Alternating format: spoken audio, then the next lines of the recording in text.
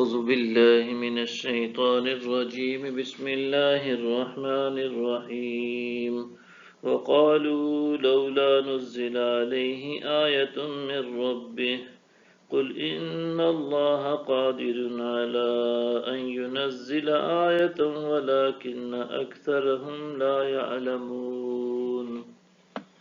اور انہوں نے کہا کہ اس پر اس کے رب کی طرف سے کوئی نشانی کیوں نہیں اتاری گئی؟ فرما دیجئے بے شک اللہ اس بات پر بھی قادر ہے کہ وہ ایسی کوئی نشانی اتار دے، لیکن ان میں سے اکثر لوگ اس کی حکمتوں کو نہیں جانتے۔ وَمَا مِن دَابَّةٍ فِي الْأَرْضِ وَلَا طَائِرٍ يَطِيرُ بِجَنَاحَيْهِ إِلَّا أَمْثَالُكُمْ مَا فَرَّطْنَا فِي الْكِتَابِ مِن شَيْءٍ ثُمَّ إِلَى رَبِّهِمْ يُحْشَرُونَ۔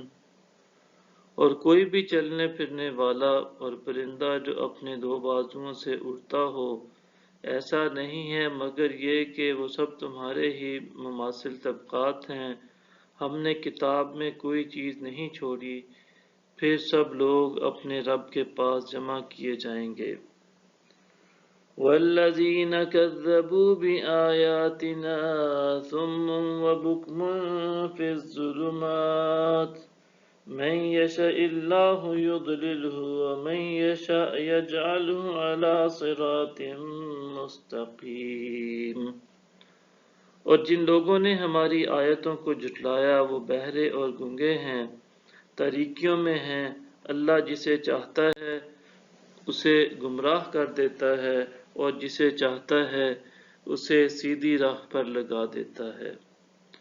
قُلْ أَرَأَيْتَكُمْ إِنْ أَتَاكُمْ عَذَابُ اللَّهِ أَوْ أَتَتْكُمُ السَّاعَةُ أَغَيْرَ اللَّهِ تَدْعُونَ إِن كُنتُمْ صَادِقِينَ۔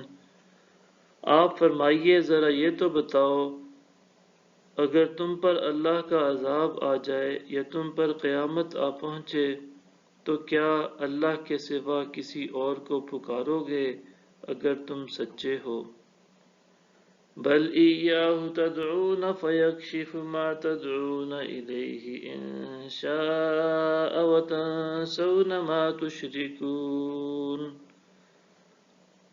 بلکہ تم اسی کو ہی پکارتے ہو، پھر اگر وہ چاہے تو ان کو دور فرما دیتا ہے جن کے لیے تم پکارتے ہو، اور تم ان کو بھول جاتے ہو جنہیں شریک ٹھہراتے ہو۔ صدق اللہ العظیم۔